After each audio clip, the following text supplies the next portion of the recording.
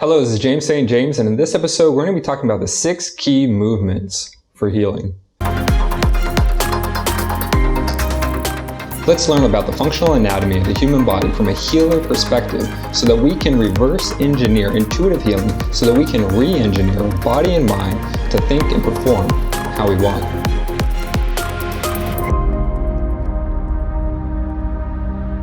Moving our bodies is probably the most primal and fundamental action that we can take as human beings. Movement is incredibly transformative to our bodies and minds. More so than arguably any other factor, we could even consider movement to be the essential engine of evolution and adaptation for all animals. Since we were born, we've been learning progressively better ways to move. However, at a certain point, our body doesn't seem to be able to move as well, as most people don't often think about the science and nature of movement and don't take full advantage of the body's ability to maintain and heal itself. Maybe you've noticed that you're not as flexible, nimble, or quick in your movements as you once were. One of the main reasons that we lose our ability to move as we get older is due to stress. Stress is the damage that our body accumulates and stores, primarily in the fascia, throughout our life.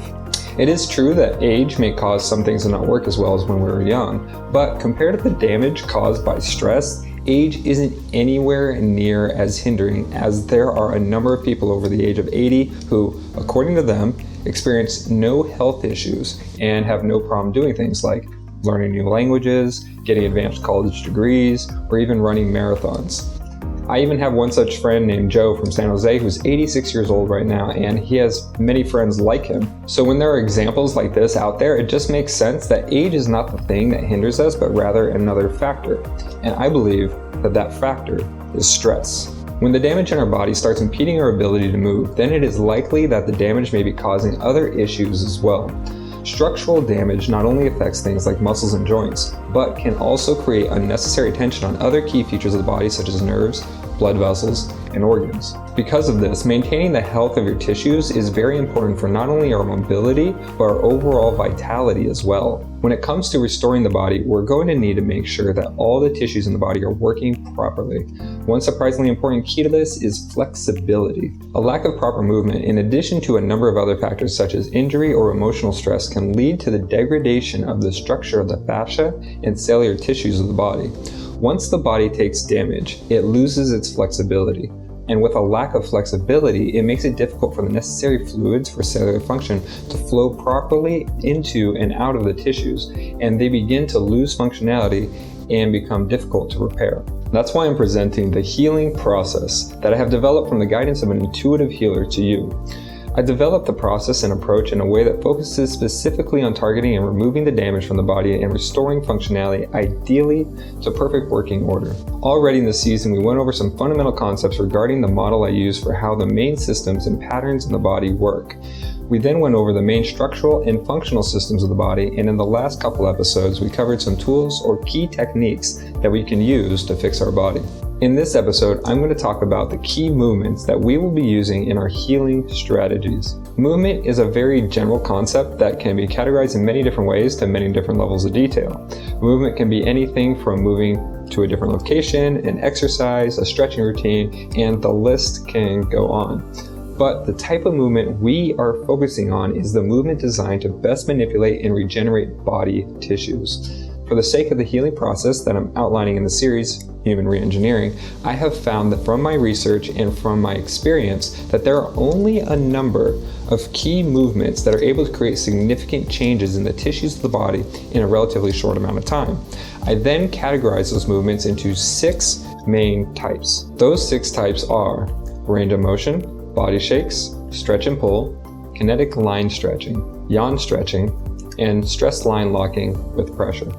So let's go over what each of these means, how to do them, and why I included them on this list. First, let's start with the range of motion technique.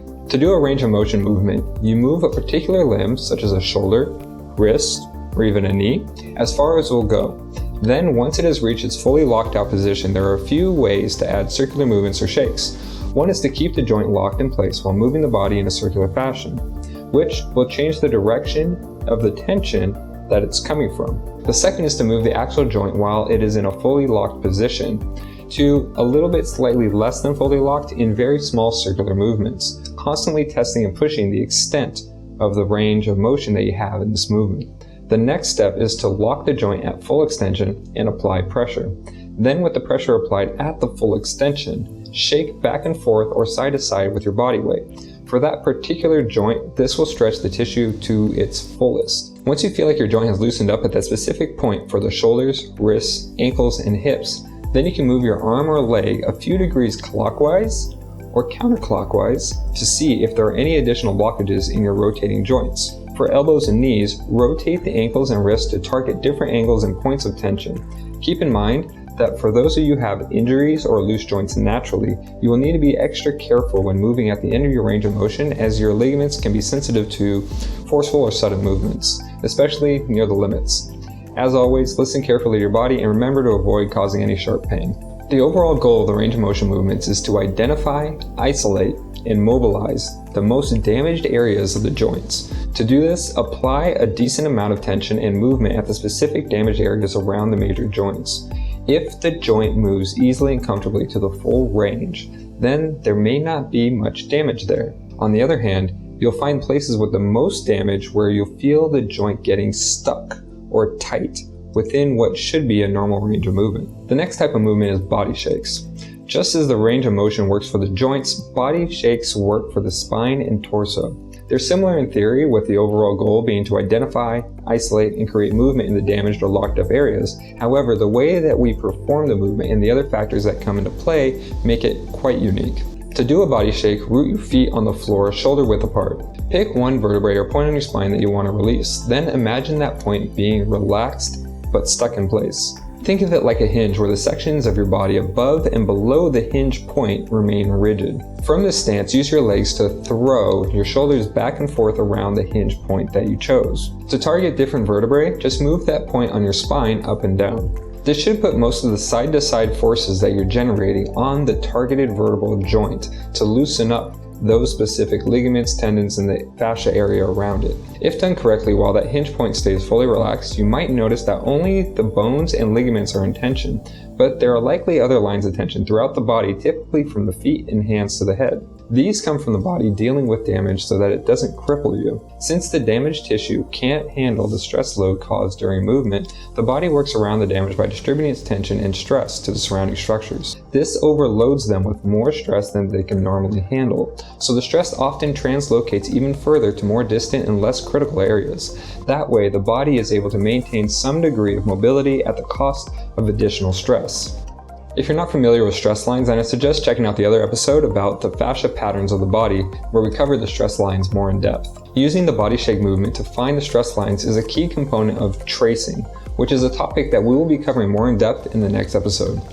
While doing these side-to-side movements, there's a technique you can do to increase the tension and intensity. Tighten your shoulder joints and bring your shoulders directly inward towards your spine. They don't move very far, but if you're doing it right, you will feel the muscles in your upper torso tighten. Make sure that you don't rotate the shoulders forward, up, or backwards. Even though this movement seems minor, the added tension and the change in the shoulder's internal geometry can really improve the effectiveness of the body shakes. It activates some of the fascia lines in your core and allows you to feel any stress lines there that might not be apparent when standing normally. You can also use circular motions instead of side-to-side shaking to add motion to the front and back plane to highlight other stress lines that you might not have seen in the side-to-side. This is very useful, but I recommend that you only do the circles after doing the side-to-side movements to loosen the vertebral joints first, since the sides often hold more stress that reduces the forward-backward mobility. Once you do the side-to-side motion, the front and back will unlock a lot more easily. Be careful not to use too much force because it can harm the nerves, the ligaments, and blood vessels that run near the spine. So the safest way to trace and unlock is doing the side-to-side shakes first. These motions will restore flexibility to the spinal area, reducing vertebral compression and the likelihood of subluxations or misalignments in the spine. This will improve nerve and fluid flow, benefiting the organs and in turn resulting in a healthier body. The third type of movement is what I call stretch and pull. Stretching is an important type of movement for healing the body because it extends the fascia and allows fluids to enter tissues more easily so that cells can repair themselves. However, the stretching that I am referring to here is very specific and is seldomly taught. When it comes to stretching, I often advise people to be very careful because even knowledgeable instructors often do it in a way that can actually damage connective tissues. I personally start very light and slow. I can easily increase intensity if needed, but it's very very difficult to regrow tendons if I overdo it. So please be mindful of the way that you stretch and warm up. To perform the stretch and pull, it's necessary to get the body in a super relaxed state first. Once you feel relaxed, move into the stretch position slowly and hold that stretch for about 2 minutes.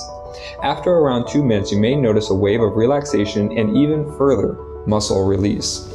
Once you feel that second wave, then brace the limb or section of the body you are stretching to prevent it from moving and loosen your stretch so the muscle is about 80 to 90% stretched. Then do an isometric contraction of the muscle you're stretching slowly but with full force, as hard as you possibly can. The strain of the stretch may make your body shift out of position slightly, so try to brace your stretched limb well so it doesn't. Then you can pull harder with the brace you set up in the earlier step to lengthen the muscle, which is something called proprioceptive neuromuscular facilitation, or PNF stretching for short. Or you can add some useful variation by releasing your brace to allow the muscle to even contract a little bit. This combination of tension and flexion of the muscle while at its full range allows for activation of all parts of the muscle, including the far ends of the muscles that seldom get used in our daily activities and often lock up and store damage. By stretching and activating these hard-to-target areas of the muscles, we can effectively resolve damaged tissues in the nooks and crannies of our muscular system. The fourth type of movement is kinetic stress line stretching. This is where we locate stress lines and use the motion of the body to break them down. In order to understand this, you must be familiar with the stress lines that we covered in the previous episode about the fascia patterns of the body. When you find a stress line using the tracing procedure, you need to figure out how to put that line in tension. It's different for every line, and stress lines vary a lot from person to person. A common stress line that most people have goes from the front of the shoulder all the way down to the index finger. To put this line in tension, move the bottom of your neck to the opposite side and back a little, opposite of the line, and point your index finger towards the floor. This will roughly get the position, but to further the tension in this line, keep refining the position of the pointed index finger, possibly rotating the shoulder and bending the elbow. The goal is to move your C7 vertebra, where the line of tension ends, away from the front of your shoulder, the center point of the tension between the spine and your arm. Once you've found the position that isolates the tension in this single line, or if you want to go more advanced, you can do multiple lines if you want, then lock it in place and move the rest of your body around it while keeping the tension. This motion will stretch the line on a micro level and more importantly put tension on the areas that surround the stress line. Most of the time, these lines of stress start developing from birth and are the most solidified part of our stress pattern. So there's no way that they can actually be stretched, though, because according to the studies, the collagen fibers there are actually about 5 to 10 times stronger than steel for proportional thickness. So don't be disappointed if you can't get them to stretch, as the goal is to get as much movement as possible in the connected joints and tissues along the lines, particularly where the lines constrict mobility. You'll probably notice that there won't be much movement in these areas, but in these places, even restoring a millimeter of movement is a huge deal. By stretching our stress lines with a kinetic motion, we can slowly target specific areas along our stress lines that have the least mobility and eventually work towards removing the stress lines that hold our stress patterns in place. The next type of movement is yawn stretching. When I say yawn stretching, I mean when your body just tends to move in a particular fashion that seems second nature, but is not something that you consciously thought of. The primary force for this is when we yawn. A yawn can be mostly in the jaw and the neck, or it can even include all areas of the body, including the limbs. Personally, I found yawning to be an extremely underrated and undervalued type of movement. When I look at it now, I see how unique and intensely powerful it is, but I never really noticed the importance of a yawn until studying and practicing healing. When we yawn, our entire body gets involved. We breathe in much more air than normal, resulting in the blood going to our tissues being hyperoxygenated. The liver will also produce a large surge of electricity that flows through the fascia of the body, allowing for enhanced flexibility. And the heart begins to pump larger volumes of blood in each beat, with a possible increase in heart rate as well to increase blood flow to the particular tissues that are being affected. And who knows what other underlying physiological processes are happening that all seem to support the short burst of muscular strength needed to carry out the yawn movement. When we yawn, the movement is naturally performed at the maximum strength, or near it, that the muscles are capable of. So in the yawn, especially with our arms, the movements seem to be quite organic, meaning that they don't follow any structured lines or systematic pattern, but are quite unique, even from moment to moment, usually just based on what feels best intuitively at the moment. If you break down the actual motion pattern of a yawn, it's such a perfect coordination of wave tension, direction, and release that feels so pleasant. And our brains seem to be just pre-programmed with the ability. So with healing in mind, I had the epiphany to see if I can consciously make myself use yawning to take advantage of what it offers. We don't only have to yawn when it comes to us naturally, but rather we can consciously start the yawn, let the body take over, then bring our focus into the areas of the body that we feel need that invigoration. Through this, we now have captured the power of the yawn and the intricate organic analysis of the subconscious mind and targeted it towards specific tissues for our healing goals. This, to me, is why yawning is my personal favorite. The final type of movement is stress line locking with pressure. This technique is what is going to help us release the bulk of the stress in our body and involves the greatest complexity of all the techniques in this list. While all other types I've covered are autonomous, for this type of movement, pressure from an outside source is required. Similar to kinetic stress line stretching, this works by finding a stress line across the back, ribs, hip, shoulders, arms, or legs that is holding a significant amount of tension in the body. First, put that line in tension using the method I previously mentioned.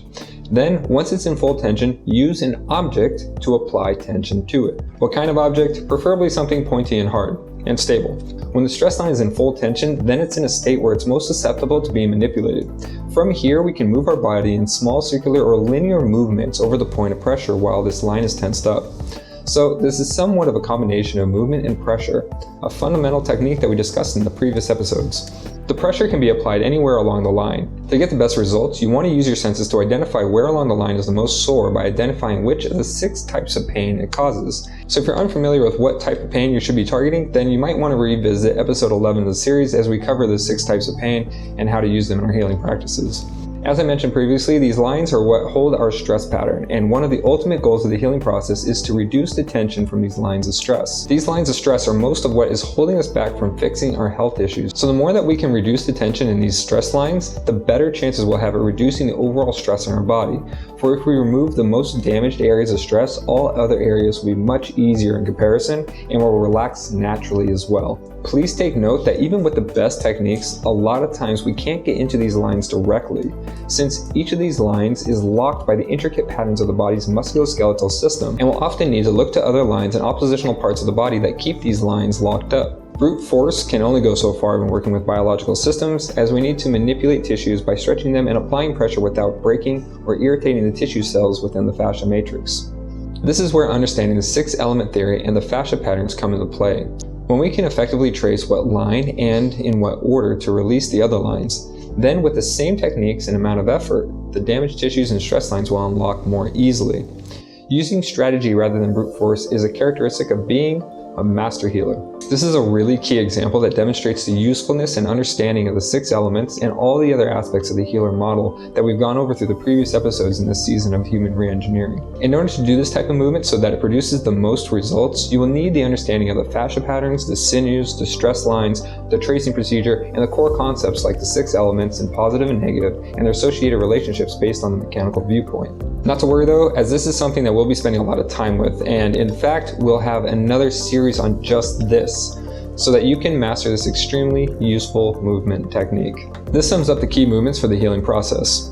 Of course, we might add some slight variations to these in the future, and you might find some variations that are useful for yourself.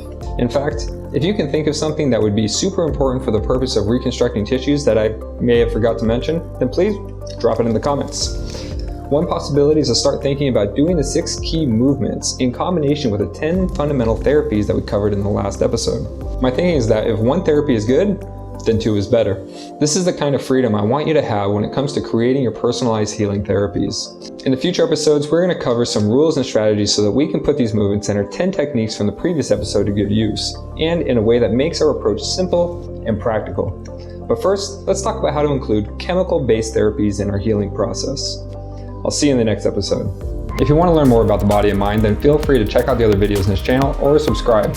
And if you have a question about anything, then drop it in the comments and I'll do my best to answer it. I'll see you in the next video.